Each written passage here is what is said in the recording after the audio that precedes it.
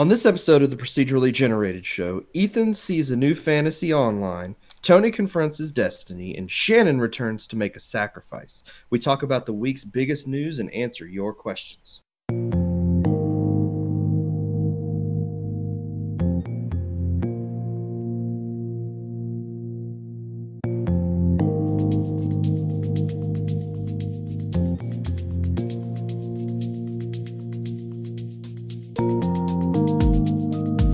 Well, howdy, everybody. Welcome to the Procedurally Generated Show. I'm your host, Tony, and joining me this week, I've got Ethan. Hi, Tony. What's up? Just got back from the concert. Yeah, we all went to a concert, didn't we? Yep, it was great. Y'all should have been there. You missed out. Well, people who get the pre-show might have been there with us. They might have, yeah. So there you go. I imagine all the more reason to, sign up on our Patreon. Is it procedurally generated? Patreon.com/progenent. PROGENENT. Sold. So, well, yeah, I imagine we'll talk about that here in a little bit. Yeah, a little bit, yeah. So, but we're not alone this week, Ethan. We're being creepy. Watched. That's even creepier. Being watched. Actually, we're probably not being watched. We're probably just being listened to. Well, I mean, that's kind of creepy. It depends on your stalker association with it. Well, our stalker's name is Shannon. I might be watching you. You'll never know. I do have two computers with cameras pointed right at me, so it is possible. And I have a listening device that I cannot say the name of because it will activate. Does it start with A? Yes. Yeah, I have a couple of those too, so... I got around to hooking her up to the Xbox yesterday. That was pretty fun. Oh, Alexa, turn on my Xbox. Yeah, you say her name, and then you're like, ask Xbox to turn on. And you have to be polite to Alexa. Yeah, that's the boring part.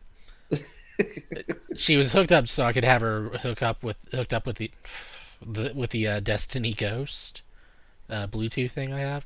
Uh-huh. And Bungie stopped supporting that after the Activision thing, so I can't get to reconnect ever, and there's no support. So yay. Oh no!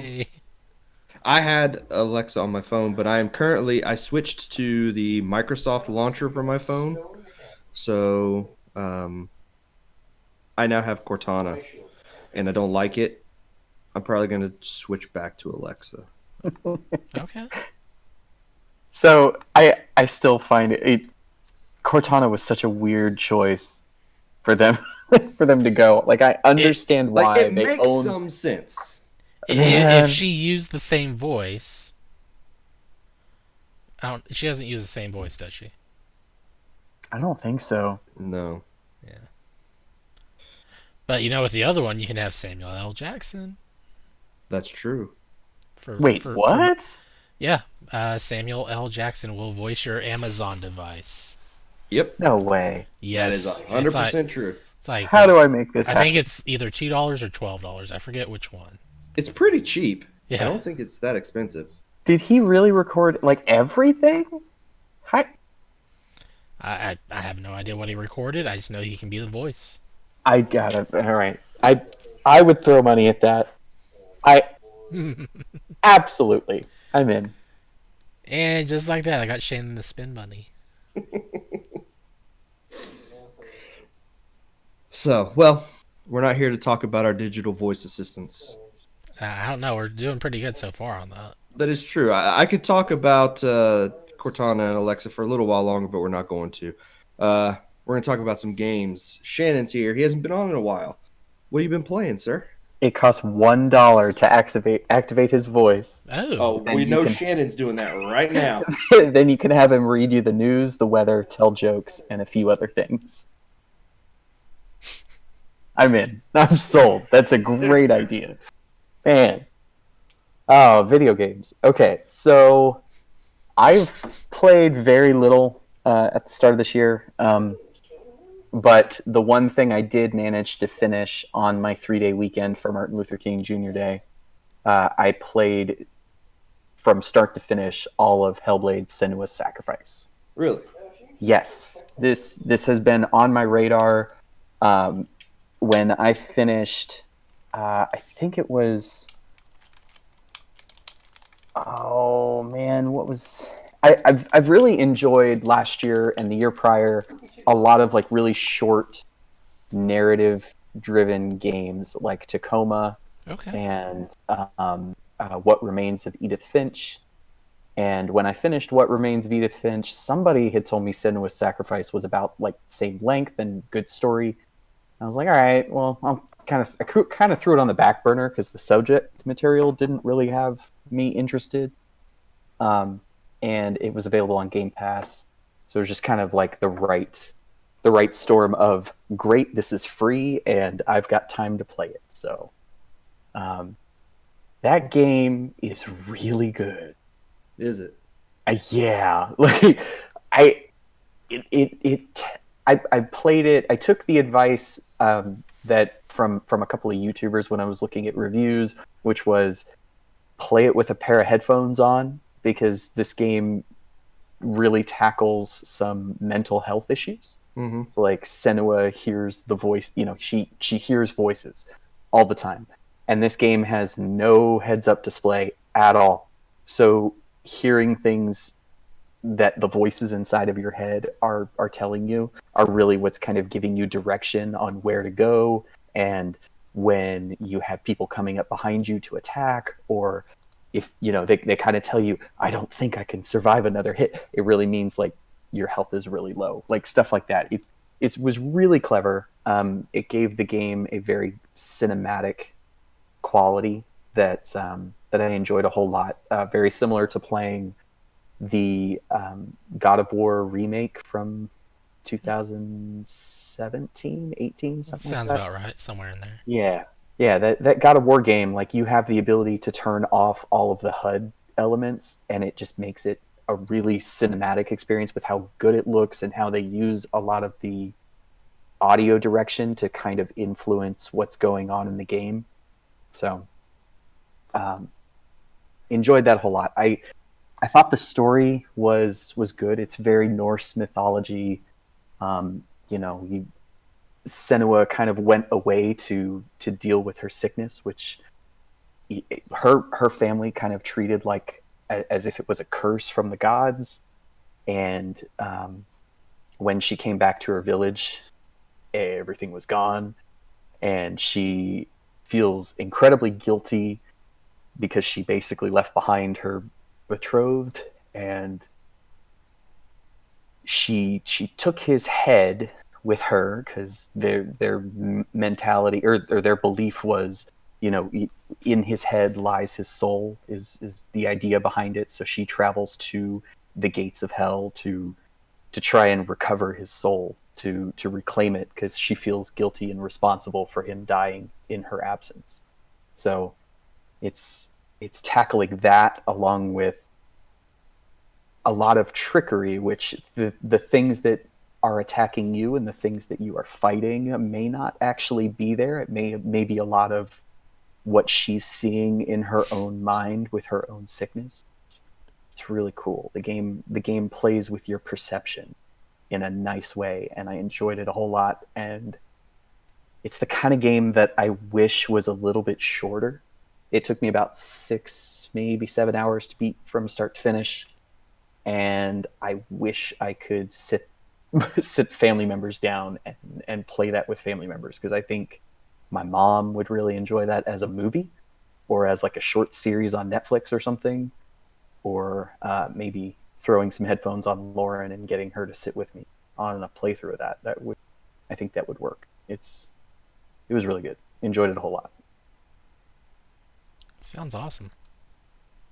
Yeah, the music's good too, man. Like it's mostly quiet until things are happening. It's one of those games that uses music to kind of amplify the ambience of or the to amplify the effect of what's happening in the environment around you.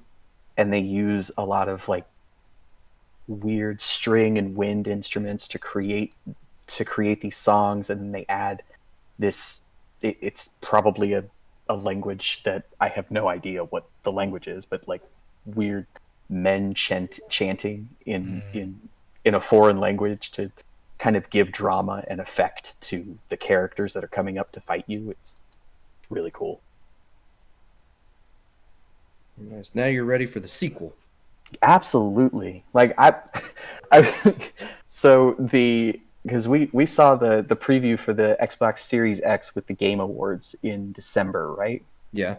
That was before I even considered playing this, and I remember seeing the trailer for Senua 2. That trailer still just disgusts me. It does, because I remember seeing that. I remember going, "Okay, what the heck is this? This does not look interesting. I'm out. I'm out. This does not look cool."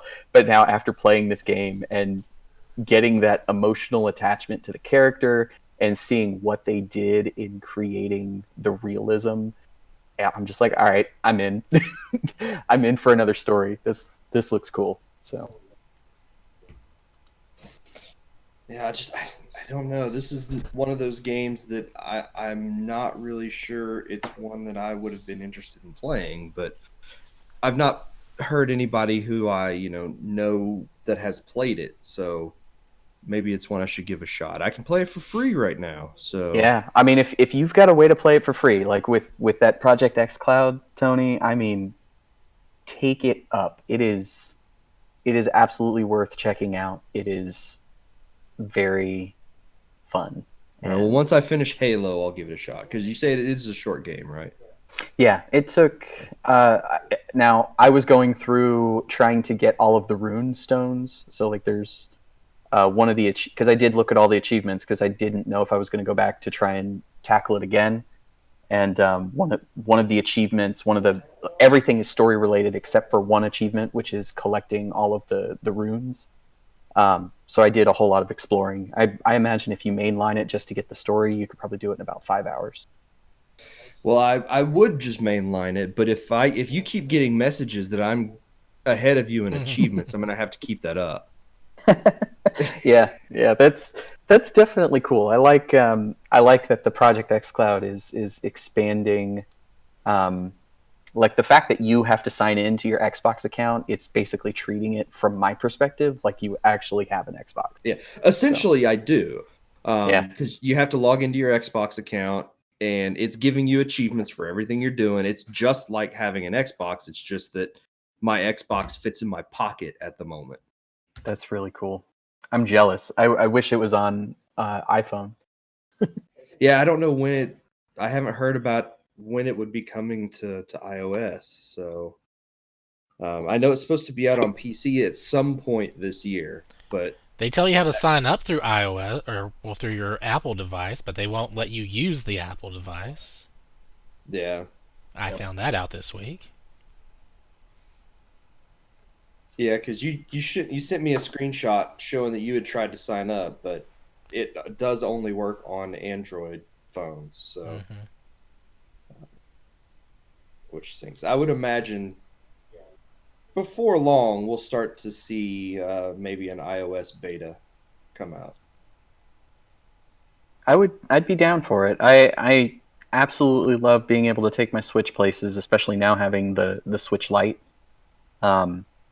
It having console games on the go is awesome. And Do you remember a few years ago, people would put out controllers for phone games that basically turned your phone into a Switch, and people thought that is the dumbest thing. Nobody's going to want to have a controller like that. yeah, The Switch comes out, proves everybody does want a controller like that if they can have those games.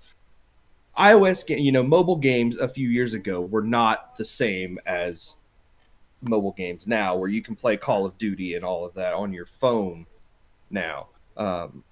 So now we're starting to see people with that. What Razer has, that controller that comes out that basically turns your phone into a Switch, and I really want to get one of those now. yeah.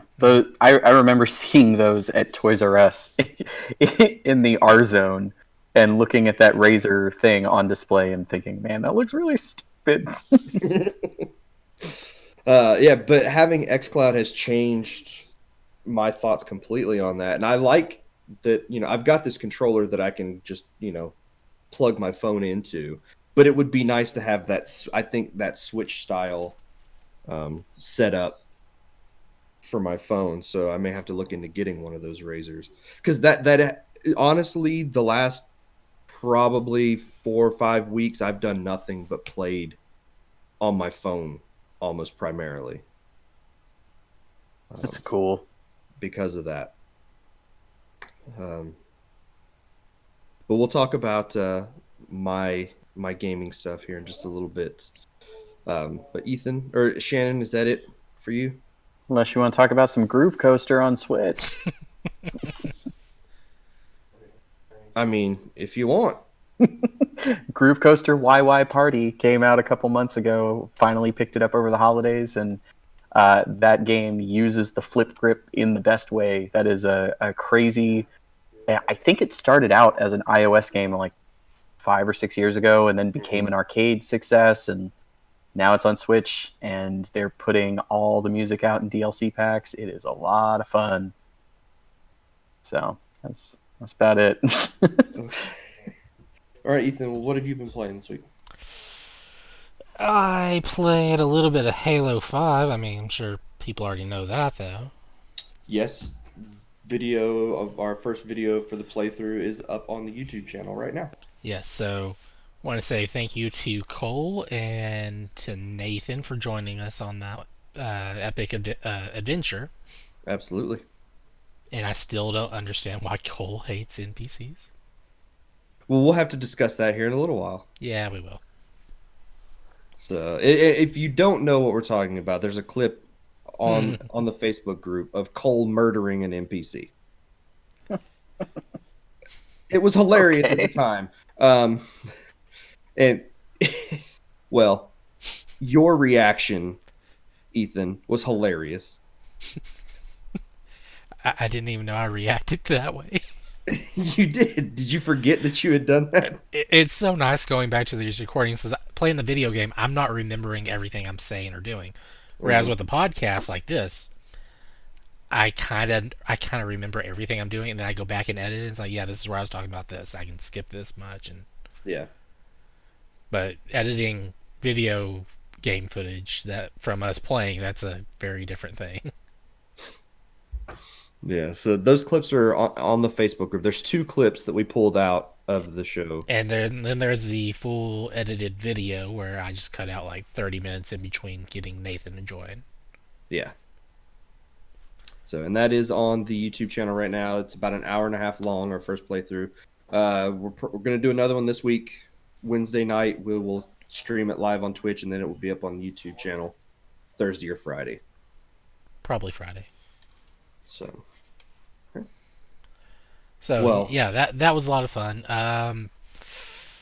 Another Xbox game I actually played, because I'm kind of moved away from PlayStation just for a couple of games at the moment.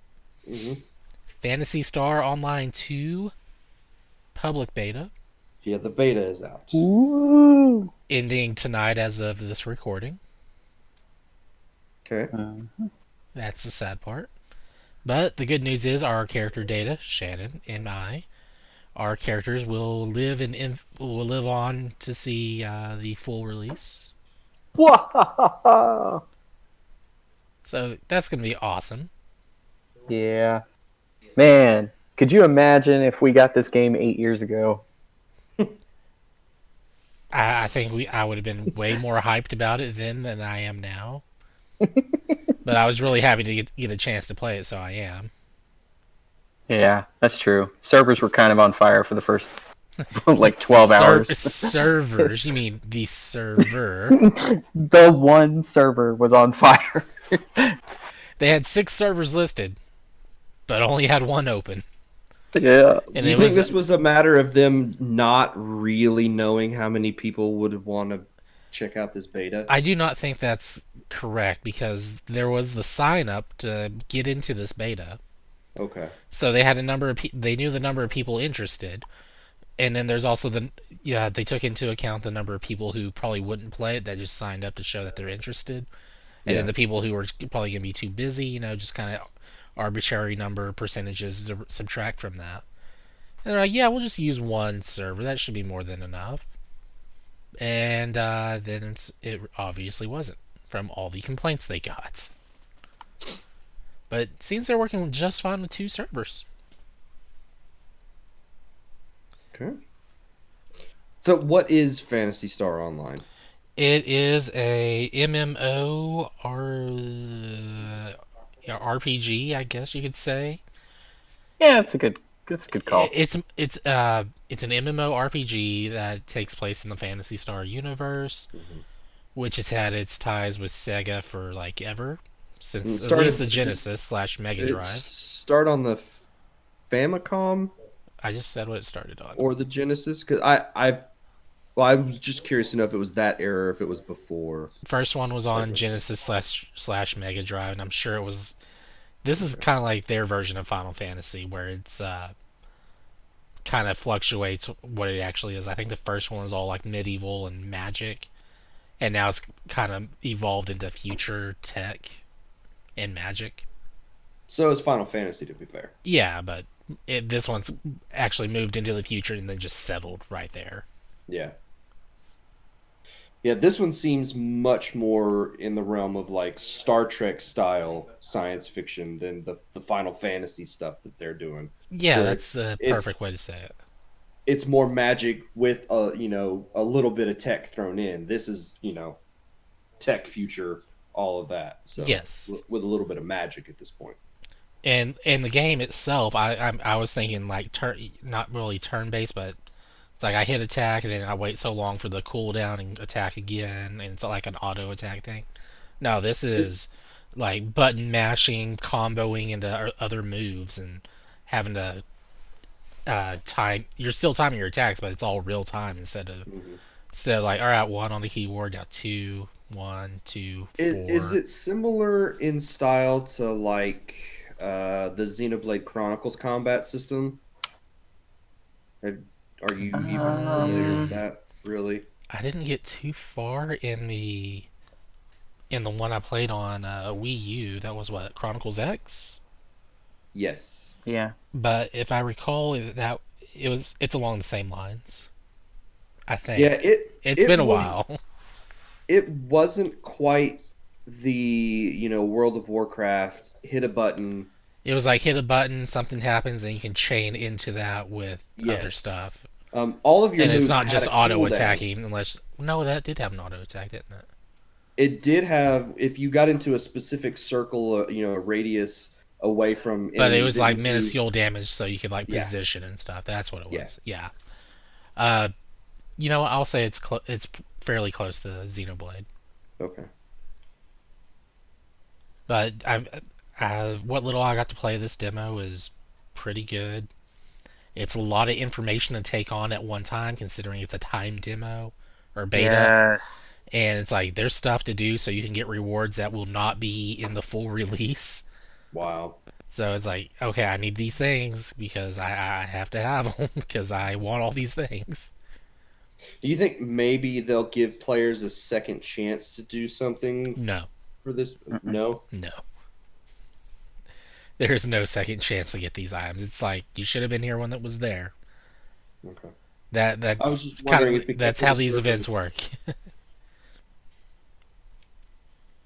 Kind of like with Destiny, it's like if you wanted to get the laser emblem, you had to be there on like for laser tag weekend.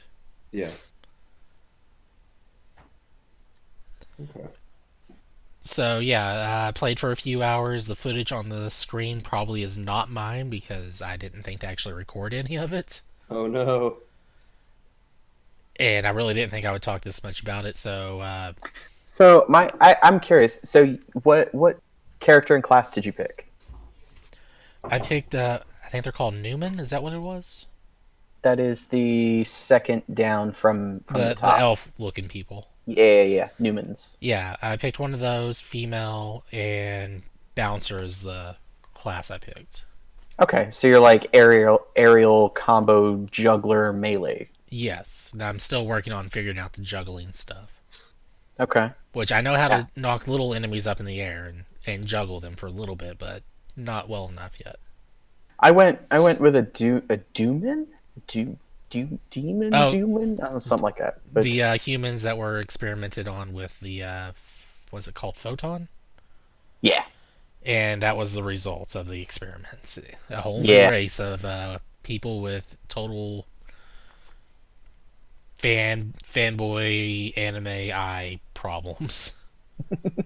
yeah. I went for that male and They all have heterochromia, is what it is, I think.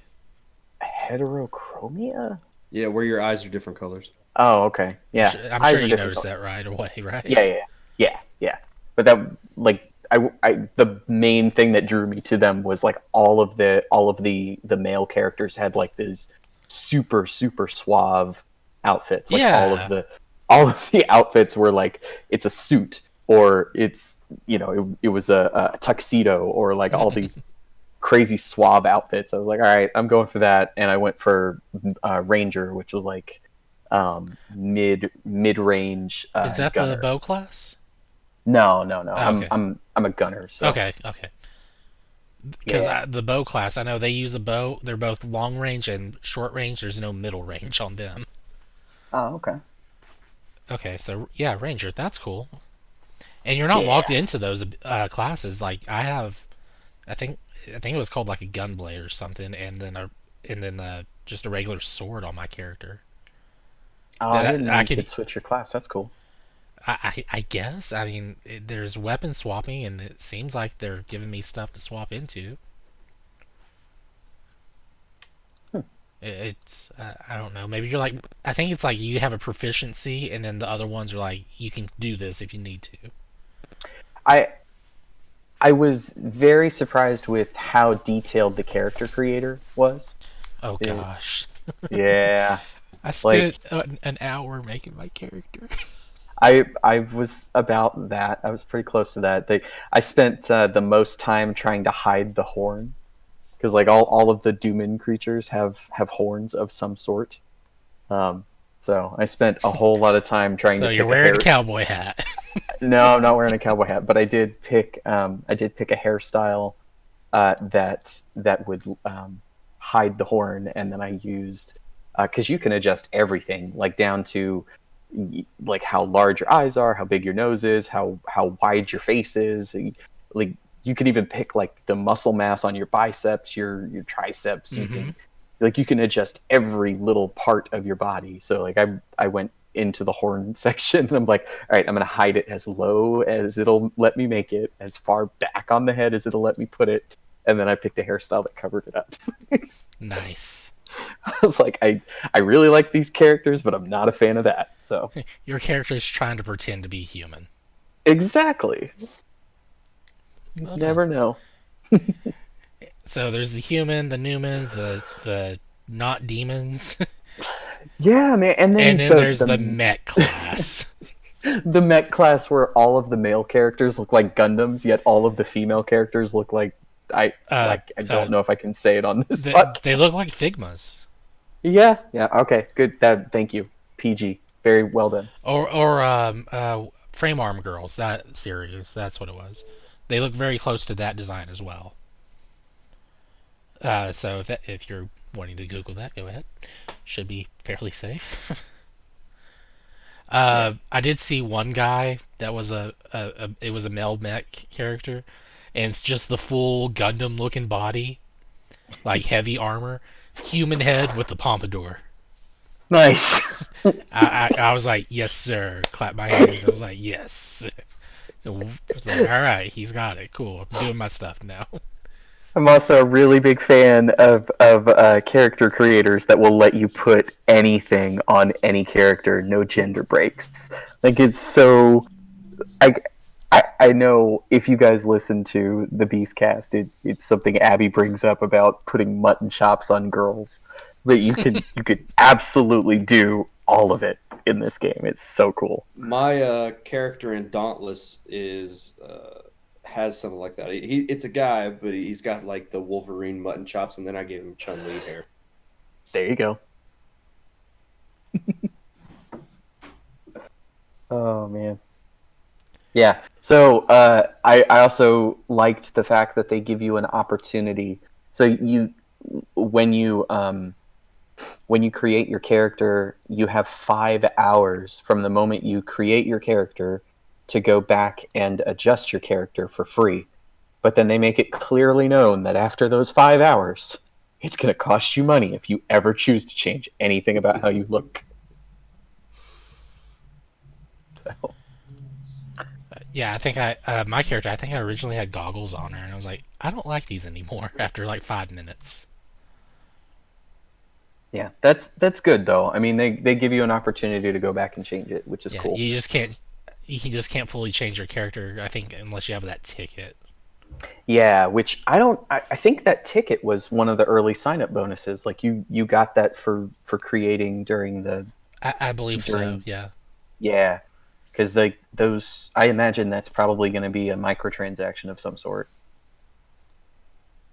Yeah, because you get various bonuses based on whatever class you are. So if you could just change your entire race on there, or yeah, I said Yeah, class, I meant race. So yeah, if you change your race, it's like you lose. You might lose something and gain something else. So there's always that possibility. yeah. But yeah, PSO 2, Fantasy Star Online 2 is it's finally coming out in the U.S. just in time for the launch of Fantasy Star Online 3. Just in time for all these other games that are going to take my Oh time this gosh, year, like yeah. Animal Crossing and Doom and Cyberpunk. I will say I probably spent half my time playing Fantasy Star Online 2 and the other half watching the Sonic trailer in Fantasy Star Online 2. Just because they have TVs everywhere in the lobby areas, and it's like, oh, look, they're showing a commercial for Fantasy Star Online, the game. And then it's like, oh, now they're showing the Sonic trailer.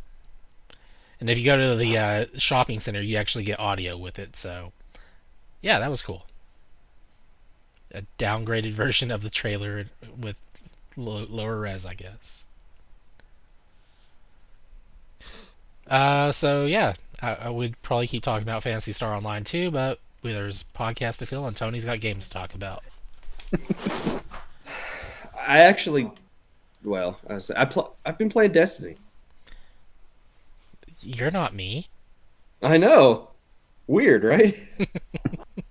So no, the reason I've been playing Destiny is because Nvidia this week, and this was a complete surprise to me. It on Wednesday, I think I saw people talking about downloading GeForce or GeForce Now is what it's called, and I had no idea what this is. So I've been talking to some people, and they were talking about it being a streaming service. And so I went online, I looked it up, and sure enough, Monday, Nvidia just out of the blue dropped or got released from public beta their streaming service, which they call GeForce Now. Mm-hmm. It's available for PC, Mac, Android, and NVIDIA TV. And there's a free version of it. Yes, we'll get to pricing here in just a little bit, but let me get to Even some. the price one's not even bad either, man. No, it's not. But what this is like Stadia, like Project X Cloud. Nvidia is trying, to get into the streaming business, but they're doing it a little different than the other companies are. Like Google wants to be the storefront. They want to be the ecosystem that you're in. You're buying games through Stadia. You're playing games on Stadia through whatever device they happen to let you on. If you have the one type of phone that it works on, or you have a Chromecast, they want you playing games on Stadia. Microsoft is a little different. They want you playing Microsoft stuff, but they don't care what device you play it on, as long as it has the app for xCloud. They do care because I can't play it on my Apple device. That is true. There are some devices that unfortunately you can't, like iOS, which it blows my mind that they didn't put an iOS and an Android out at the same time for that. But with NVIDIA, what they're doing is they're not the storefront. They're not the ecosystem that you're buying into. All you're doing is you're using their streaming app to play games that you already own. And right now, it is your PC library. So it can connect with the Epic Game Store. It can connect with Uplay. It can connect with Steam. And any games that you, well, not any, it's over 1,000 games right now. There have been a couple in my library that it couldn't find and I couldn't play. But games that you own in those ecosystems, you can play through GeForce Now on your phone, on your computer, which is really nice. They're doing something completely different than everybody else, and I like this. I like the fact that they don't care where you get the game, but they want you playing the game through their service. And so it does have some limitations. You can't play forever. What they do, they have 2 different tiers that you can subscribe to, and we can talk about that a little bit now. Like Ethan, you said, there is a free version of this. So if you want to get in and you want to try it out, you want to see what it's all about, costs you nothing. All you have to do is own a game, and there are free to play games that it can access, like Destiny or Fortnite or whatever. So if you're just curious to know what this, streaming thing is all about, and you haven't been able to try any of these other things out because you're not in the xCloud beta or because you don't have Stadia, you can do this for free. And so it will cost you nothing. But with this free tier, you can only play for an hour at a time, and you're not guaranteed that you could be able to start your games right away. What they do is they put you in a queue to then be able to play a game. Right now, I have not run into any issues with that, but I got the paid tier, so I don't have to worry about that. If you have the paid tier, they jump you to the front of the queue, and so you don't have to wait. But anybody that I've talked to that has just been playing on the free service has said they haven't had to wait. It's just they've been able to just get in and start playing their games immediately. And then aside from the free tier, there is also what they're calling the Founders Pack, which I think is what the same thing Google called their Stadia thing as well. It's $5 a month, but they give you a 90-day free trial. So you've got 3 months to try it out, see what you think. Cool. And it gets rid of the queue. It jumps you to the front of the queue, and you can play for 6 hours at a time before you have to log out and log back in. Only 6 hours? God, yeah. Those are rookie numbers. I will never reach that mark, so I don't have to worry about having to log out of a game and log back in. And this works on whatever you've got. If you have a really old computer, if you have a phone that I think they say you have to have at least 2 gigabytes of RAM, but that's the only real limitation for that. Internet speeds, they're talking about for best results, 15 megabytes down or megabits down is optimal. I've heard some people saying it runs really smoothly at 10, so you don't have to have super fast internet to play this. It does cap everything at 1080-60, so you can't do 4K. So if you're worried about that, you won't be able to play any games at 4K like you could on Stadia. But I haven't run into any issues with that. See, and I don't know if I'd ever want to stream a game at 4K because there's no way that's going to come in as no, good they're going to as have you're to. I would expecting it. imagine they're going to have to compress that to heck to get it to come over your internet. Yeah, so I imagine maxing out at 1080 or even 720 for 90% of the games you're going to play, it's going to be just fine. Yeah, I'm playing at 1080 and everything looks really nice. I don't know if that lowers on a phone. I don't know if like Microsoft it caps out at 720. So I couldn't tell you exactly what types of resolutions I'm getting on my phone. But we have used it on 3 or 4 year old computers that can barely run Minecraft and have been running games like Team Fortress 2 at high settings, 60 frames a second. And it's been super smooth. Nice.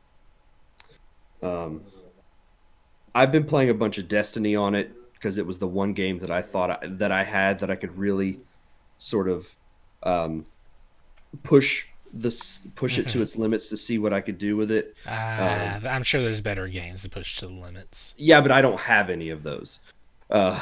So my PC library is very tiny because I've never owned a PC that I could play, really new games on. So, and I don't know that I've bought a PC game in 4 or 5 years. Okay. My PC library is really old, with the exception of Destiny. Destiny's the newest game that I have. And it's free. Yes. So, but I have turned that as high as the settings will let me go on that, and it looks really nice on my computer. And I have had 0 issues with latency or anything like that. And that frame rate's amazing on PC. Well, it caps out at 60. Yeah. The game's locked at 60. Oh, is it? Okay. Yeah. Well, there you go. So yeah, with this, I'm well on the streaming bandwagon. If you're worried about data limits, the default settings, it tells you that it's going to use about 10 gigabytes an hour of data. I don't remember what Stadia is. I know they've given those numbers, but I don't remember what it is. But there are other options in this that you can use. You can sort of turn down some of the settings and get it to where it's only using about 4 gigabytes of data an hour. And I did that, and it still looks really nice. It still runs really well. It's not 1080 60, but it might drop the resolution to 720 30. But it still looks and runs pretty decently. I was even able, it doesn't recommend it, and I wouldn't recommend it because it wasn't great. I was able to play a little bit of Fortnite on my phone over 4G. Cool. But it wasn't smooth. It was playable, but it wasn't great. And if there's any drop in your connection, you're going to lose the connection to the server. So Wi-Fi is definitely the best option there. Of course, connected wired internet would be ideal, but I've had no issues playing it over Wi-Fi. I had something else I was going to say, but I don't remember what it was. Oh, the one thing I really liked, and I did some testing of this specifically because I wanted to see what would happen, because this was one of the things that Stadia had been talking about and promising, and I don't know that it works yet. I had Destiny up on the computer, and I had my phone and a controller sitting right next to it with GeForce Now launched. I was playing Destiny on my computer with mouse and keyboard. Okay. I stopped playing, didn't pause the game or anything. I left it running. Hit play on my phone. It paused the computer, took about 20 seconds to load the game on my phone, and picked up immediately where I was and had switched the controls from mouse and keyboard to controller on the fly. Cool. And then I went back, and it did the exact same thing. It paused the gameplay on the phone, picked up right on the computer where I had left off. Well, to be fair, also Destiny PC, it supports both controller and keyboard at the same time, so that is true. That would literally switch on the fly if you put an input on one or the other. I did it with multiple games, so okay. It wasn't just Destiny. I had done it with other games as well. If you have different settings on those things, you might have to fiddle with those. I know Destiny has settings for both keyboard input and controller input that you can set, but other games don't. And so on the computer, I don't use inverted controls. On controller, I do. Friends don't let friends play inverted. That's wrong. It's unnatural to play not inverted. You're not Uh, flying a helicopter, Tony. I had to invert everything on Phantasy Star Online too, because trying to shoot in that game with the controls the way You they guys are come. just weird. Look, I always imagine it like I have a stick coming out of the back of my character's head. Yep. Like that's the way it is. Exactly. So with games, I think in Fortnite I had to go in and flip the inverted camera controls because it pulls your settings back and forth depending on what you're doing. And so if it doesn't have separate settings for keyboard versus controller, you'll have to go in and change some of that around. But for anything that does, it'll remember all of those settings, and you can just switch whatever you're playing on the fly with no issues. So, really, really impressed with what I have seen with this so far. And I am jumping on the streaming bandwagon fully. Like, Nice. I have no problems. Like, if I can have a Game Pass with xCloud and then this NVIDIA GeForce Now, I will be set for. I would be more than happy to play the next generation of games like that. Nintendo needs to get on this. Like, they're lagging behind the other companies, and they need to get on this. Whether they partner with Microsoft or Sony to do it for them, or whatever, they need to do it. It's just at this point, we're getting to the point where streaming is a viable option for a lot of people. I know there's still a lot of people that can't because the internet in their area is still not great. But more and more, we're getting to the point where that's not going to be an issue for a lot of people. And it's a very viable option for people that maybe don't have a lot of money, but can afford, $10 a month to have a subscription to Game Pass and play games on their phone, or can, pick up some games on Steam super cheap and don't mind the hour-long game sessions on GeForce. It's getting to the point where streaming is a viable option for a lot of people now. And I think I'm probably one of those people that would very much be happy with streaming going forward. That's cool. Yeah. Very, very pleased overall with both Microsoft and now NVIDIA's streaming options. I think PlayStation Now needs to update the library a little bit, but because theirs is still a little bit of an older library, they don't have like day one games at this point. But I'd be okay. Like Microsoft Game Pass, PlayStation Now, and GeForce, and I'd be set for gaming for a while, and would be very happy. Okay. So Tony's getting with the times, playing modern games from PC now. I am.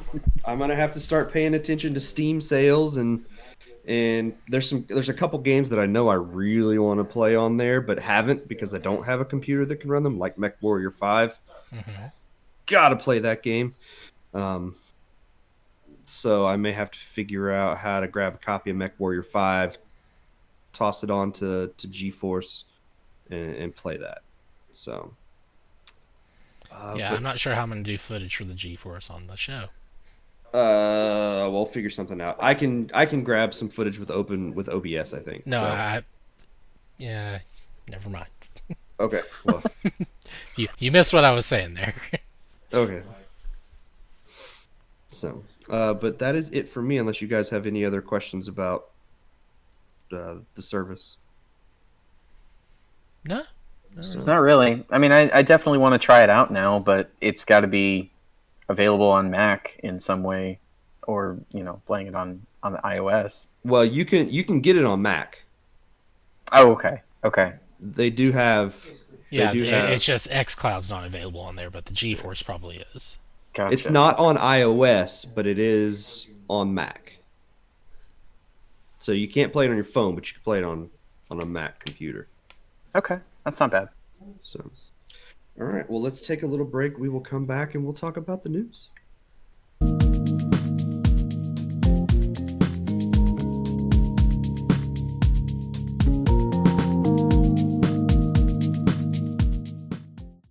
So, Ethan, I think you're probably better equipped to handle the news this week than I am. I've only got one story in here. Uh, Platinum Games, what was it, Yes. a couple weeks ago, they was it a couple weeks ago they No, it talked was. about partnering with Oh Tencent. yeah, Tencent uh, paid some good money and bought stock in them or something. I don't know. Yeah. So a lot of people were a little confused by the announcement that happened this week. But they launched a Kickstarter for one of their games. Yeah, they did. So, a few days ago, Platinum Games announced the Wonderful 101 remastered Hmm. via Kickstarter, and Give they me were another reason not to plug up my Wii U ever, ever, ever. let's see, they were asking for just under $50,000 for this. Yeah, that was a fake number. That was just their reasonable. We're good with this pocket change here. They have since, well, right as of this pressing of the refresh button, and it transferring from yen to actual U.S. currency, they have $1,497,000 and $1,497,193 pledged, Wow. and that's 23,000 backers with 26 days to go. And I believe that's more backers than what the number of Wonderful 101 sold on the Wii U. Hmm. So, uh, wow, the numbers are just skyrocketing right now. Wow. Uh, where's the whatever? I forgot what I was trying to say now. Great. The stretch goals is what I'm trying to find. Here we go. The originally they were just going for the Switch version. Then we had the Steam version at get met. Then there was the PS4 version that also got met. Time Attack's been met. Right now they're working on getting. They're about to hit the Luca's first mission. It's a 2D side-scrolling adventure starring Luca. And then at the 1.75 million mark, there's the retro soundtrack. And we don't know if there's anything beyond that in the stretch goals. But one of the repeating uh, pledge uh, incentives is getting blocked by Kamiya on Twitter. I saw a lot of people were like, "Is this real?" And they've confirmed that yes, it is real, but only like until the game's released or something. Yeah, Then you and get then only if unblocked. you want it. They've said it is an optional thing. You don't have to be blocked by him if you don't want. It's like there's people that don't pay money to get blocked by Kamiya every day, Yeah, so it's like a badge of honor on the internet to be blocked by Hideki Kamiya. That's so.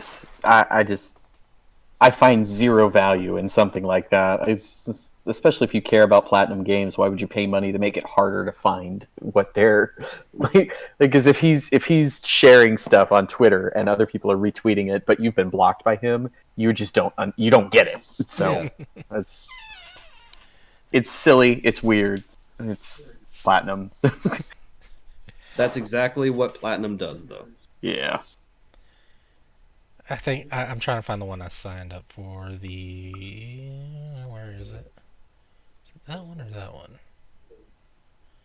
I think I signed up for the Wonderful Comic Pledge on there, so that includes the physical release of 101 remastered, a keychain, an abridged soundtrack T-shirt, sticker set, physical comic book, Sentinels identification card, Sentinels. I don't know, Sentinels.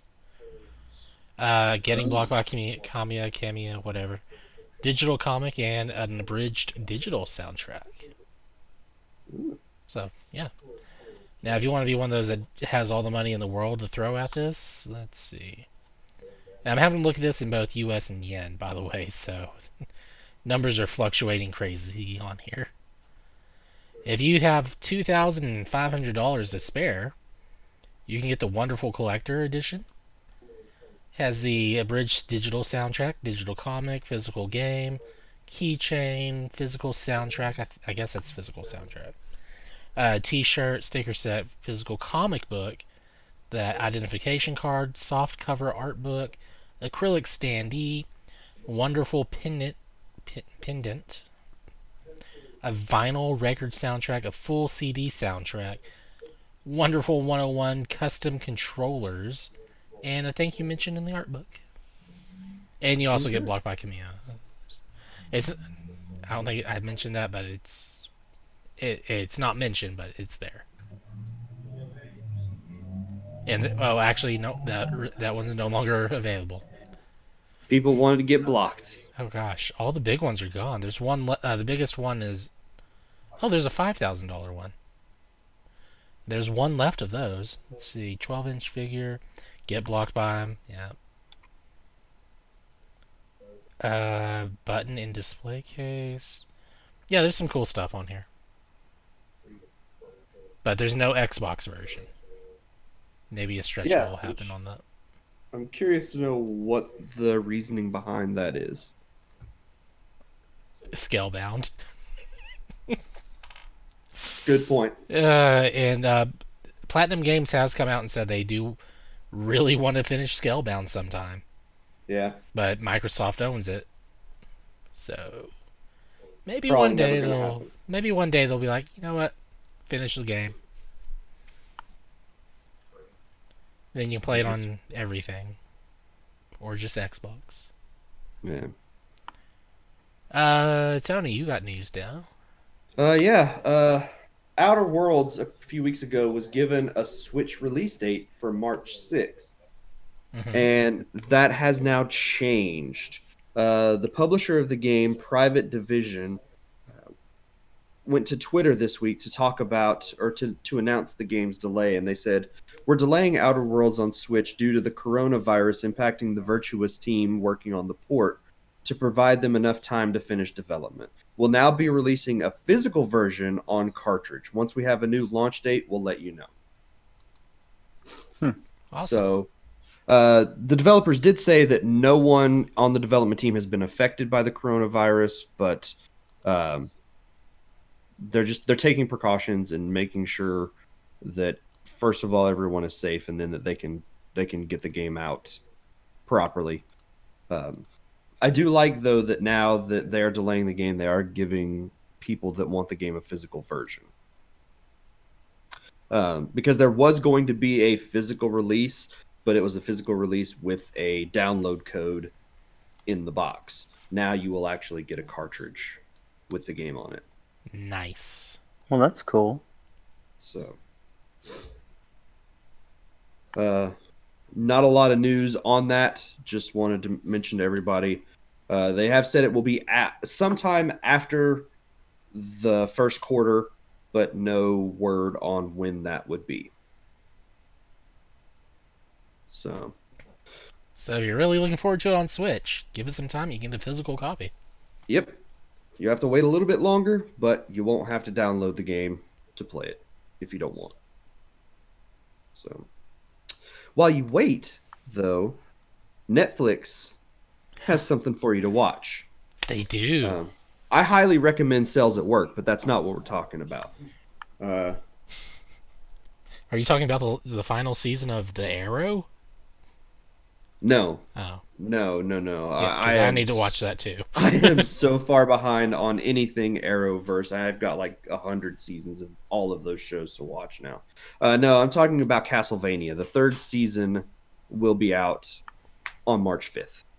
Yes, and this is probably falling into either after story of Castlevania 3 or early story for what was it, Lords of Shadow. But Okay. confirmed for March 5th. That's, I mean, last time it was confirmed, quote unquote, by Netflix of all people, where it's being shown, was what, December or January, wasn't it? Yeah, it was late. And like, even the guy who is in charge of that is like, I didn't know this was coming out already. We're still working on it. Yeah, we're not done. So yeah, but yeah, March 5th. So not that far away. I forget how many episodes it's going to be this time. I think it's 8. Well, that's not bad. So, but then also you've got the last story here about Warcraft 3 and some issues with that game. Yeah, Blizzard is having a rough time lately. Are they now?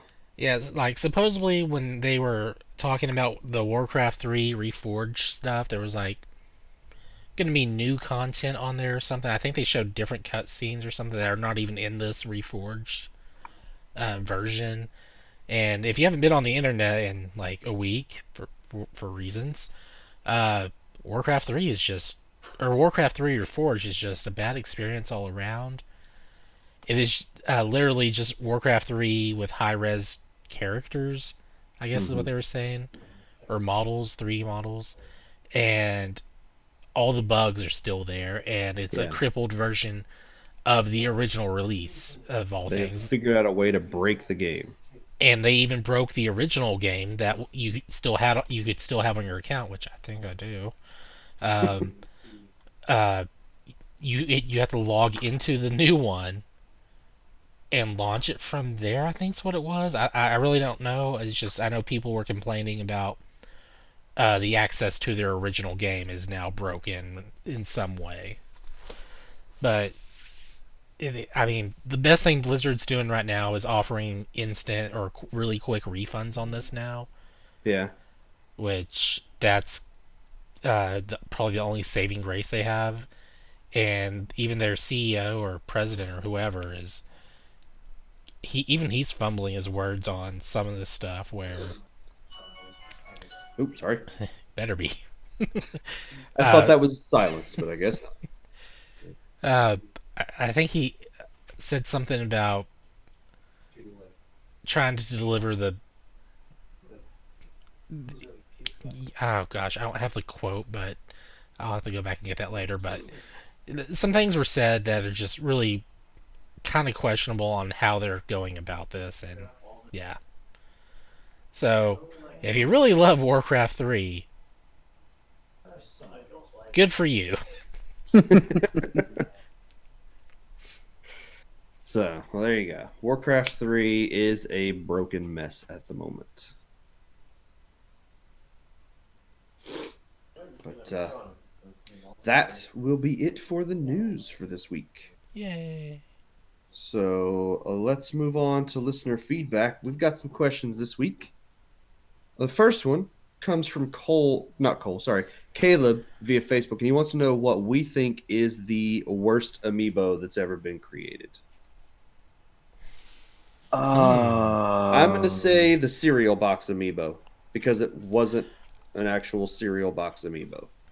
The people who turn those into actual little cereal box amiibos are geniuses, and that's an amazing effort on their part, and therefore I'm not going to count that one. I would venture to say probably the Skylander amiibo, like the Donkey Kong and the Bowser. Yeah, the those Bowser, are a bit disappointing. Yeah. I have both of those, and most of the Skylander figures were really nice and really well done. I don't know what happened with these. Nintendo. They weren't made in the same factory. They were clearly made by whoever was doing the Skylander stuff. Like whatever, like because the quality control is way worse. The plastic is much cheaper and the paint's always flaking off of there. Yeah, they just look worse. They're terrible. See, the problem is that a lot of the Skylander figures were really nice. Most of the amiibo are really nice.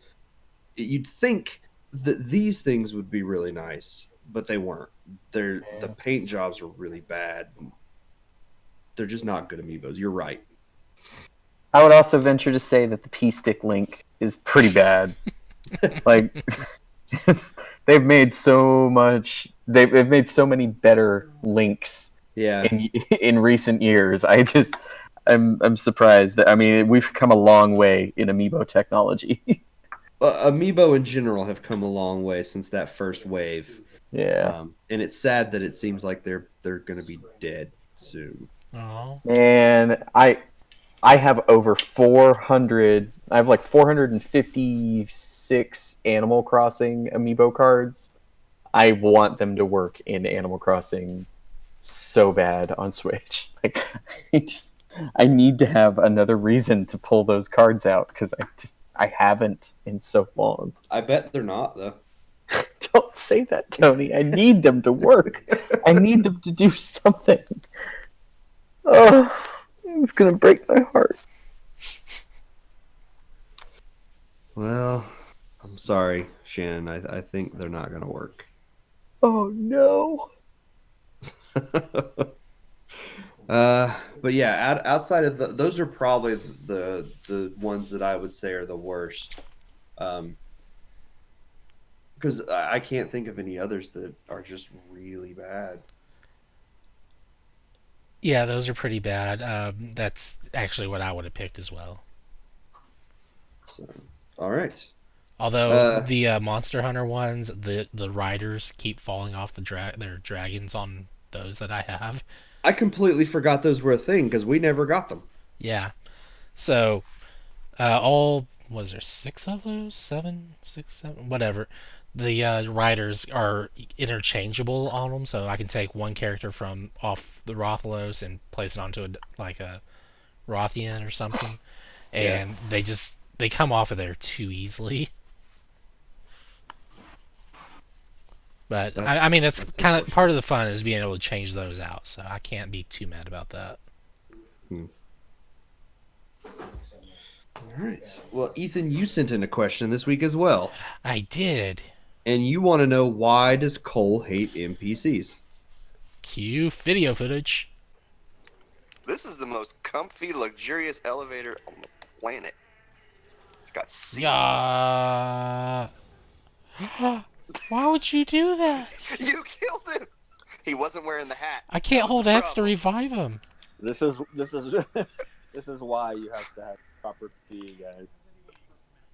He didn't even get to have his dialogue either. It was like, guys,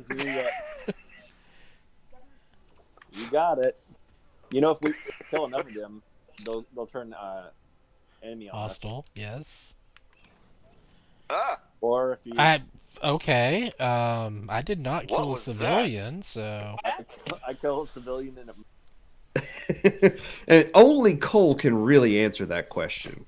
I think if the guy had been wearing his proper safety equipment, he left his helmet in the elevator, and that was his problem. If he had those had that helmets helmet can on, take a beating. Shannon has no idea what we're talking about. No. I'm 100% clueless. Yeah. I'll get you the link right away. Give me a second here. So, well, Oh, here it prior is. to the clip you're going to get from him, we were in an elevator in Halo 5, and on one of the couches there, somebody has just left a hard hat. And we all go over. I start shooting the hard hat and not doing any damage to it. So I say that the thing is indestructible. And then when you get out, people that are watching the show can see what's going on now. Cole murders this poor NPC, and I think it's because he wasn't wearing his helmet. He needed that. He needed that hard hat. I think the best part about rewatching that clip is since it's all from my point of view and I can hear what I'm saying. It's like I forgot I was sprinting at the guy, Yeah. and I'm like ah, and it's like was I gonna do that before Cole? And then he hits him before I do, and it's just what'd you do? So I'm not sure if I was genuinely concerned, or if I was just playing it off. At the time, I think I had just caught what he did out of the corner of my eye.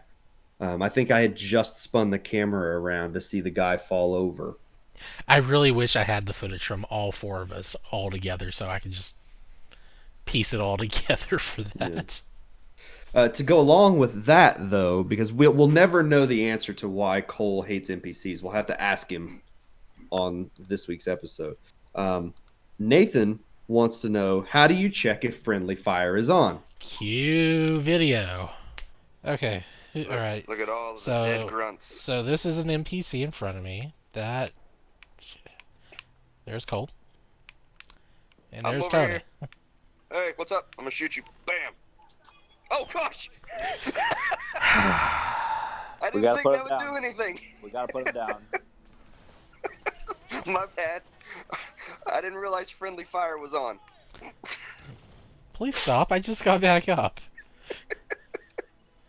The best way to test if friendly fire is on is to shoot a friend. Shoot your friend in the face, which is exactly what I did, not realizing that Halo has friendly fire turned on, and I murdered Ethan.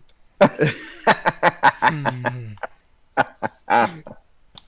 in the clip, my reaction is I thought I was shocked. Like, I had no clue. I thought it would just, like, flash his armor and nothing would happen, but he straight up just died. He had a shotgun at point blank range.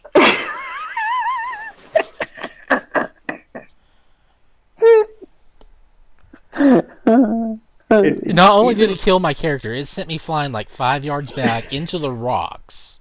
Ragdolled. There. He's trying to, show everybody, all the players that are in the game, and I just walk up after he's introduced everybody and so shoot. I was like, I'm gonna shoot you. I'm gonna shoot you, and then all of a sudden he shoots me. I'm like, well, I can't call his bluff. And then they tried to blow me up right after reviving me. Yeah. Yeah. I did get a little bit of taste of karma, though, because when Nathan joined us a little later, he did the exact same thing to me that I did. Yeah, his was planned, though. I'm pretty sure he was planning to do that the whole time. Oh, I guarantee he was. So, there you go. And then lastly, Cole via Facebook wants to know, how prepared for a full-scale invasion is the Earth? I'd say probably not very well prepared at all. Depends where they attack first, what they're using. It depends on how susceptible they are to damage by high velocity rounds. Like it's really what the answer to that question is. Yeah, that's what we specialize in. we just need to send coronavirus their way. High velocity lead projectiles. That's... These aliens are immune to lead. Oh no, we're in trouble. Just switch to the copper. We've got a few silver bullets from the Middle Ages when werewolves were a thing, but not very many. So, well, there you go. That will be the show for this week. So, welcome back, Shannon. It was a pleasure. And thank you, Ethan, for being on the show as well. Halo friendly fire is always a thing. You don't even question it. You just know it's there. It's like you never played Halo before. To be fair, I've only played one. And I don't remember friendly fire being a thing in Reach.